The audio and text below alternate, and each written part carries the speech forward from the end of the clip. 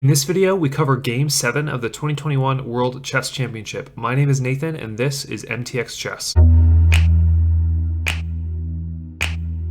Alright everybody, welcome back to Game 7 of the 2021 World Chess Championship between GMs Magnus Carlsen and Nepomniachtchi.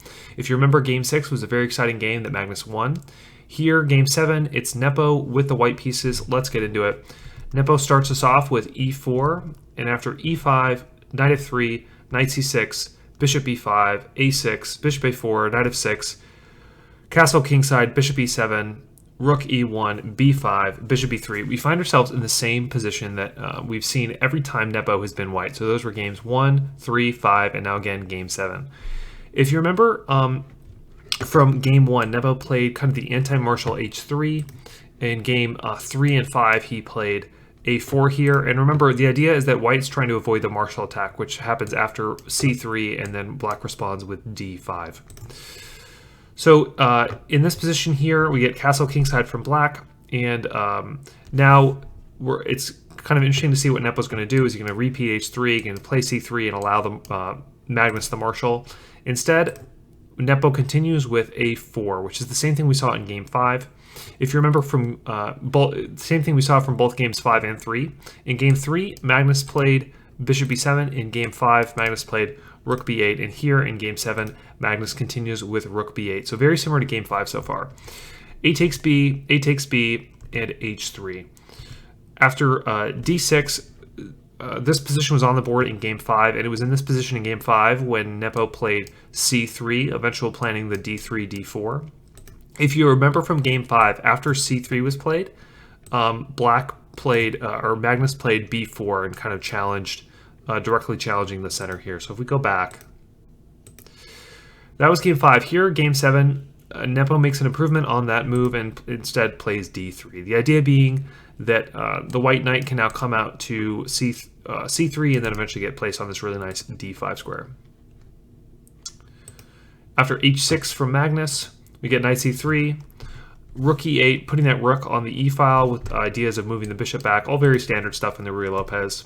We get knight d5. Here, bishop f8, just moving that bishop back. And this next move was a move for Nepo that he got a lot of criticism for. A good move for Nepo would have been something like bishop d2, just developing your pieces. The bishop could even come to e3 and put a lot of pressure here on this a7 square. So for instance, if the bishop came to a3 and black decided to capture and then the knight were to come back, now black would have their rook trapped. So obviously Magnus is not going to let his rook get trapped in the opening, but it's just kind of the ideas of the position. In this position, Nepo played knight takes f6. And so why is this a bad move? Or why is this kind of it's not a very aggressive move is really the reason why people didn't like it. And after game 6, where Magnus kind of grounded out a long win, people were expecting Nepo to come out guns a-blazing, and I think a lot of people were disappointed to see this move.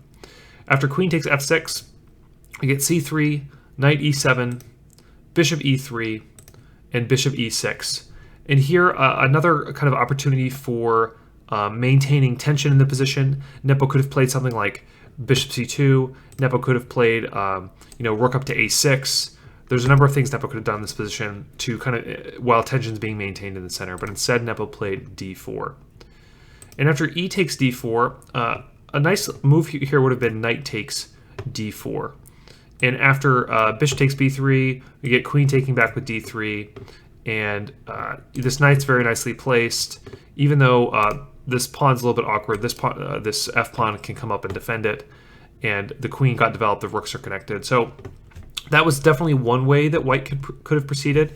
In this position, Nepo captured with the c-pawn, so c takes d4. So white has this nice pawn center. After bishop takes b3, queen takes b3, already we've seen a couple minor pieces come off the board. We get knight g6 from black. The idea of maneuvering the knight like this is that the knight can eventually come to this f4 square, control this weak f4 square. Rook ec1, the idea being that if black wants to pick off this e-pawn, white will pick off black's c-pawn, and then white will be able to double up their rooks on the 7th rank, which is not something Magnus wants to go for. So after rook c1, Magnus avoids all that by playing c5. And how do you keep the tension in this position? Obviously, if you exchange here, then this pawn is really weak, and this pawn's under attack for white. And so Nepo, seeing that, plays e5. And I think Magnus really found the best move in this position. You don't want to capture back like this, because then white gets the nice passed pawn. So what Magnus does is he plays queen f5. And what do you do here is white? So if you might be tempted just to capture here because this is a passed pawn, but remember the bishop can always take back, and actually white can do it with tempo, because after c4 here, now the queen's got to move like queen c2, and then you can either trade queens, pick up the pawn. This looks a little bit better for black, and black has these just really nice advanced pawns that are going to be tough for white to deal with. So in this position, Nepo found the best move, which was d takes c5, and after d takes c5, bishop takes c5, and now we just get a series of rapid exchanges. Bishop takes, rook takes, and now knight takes this pawn.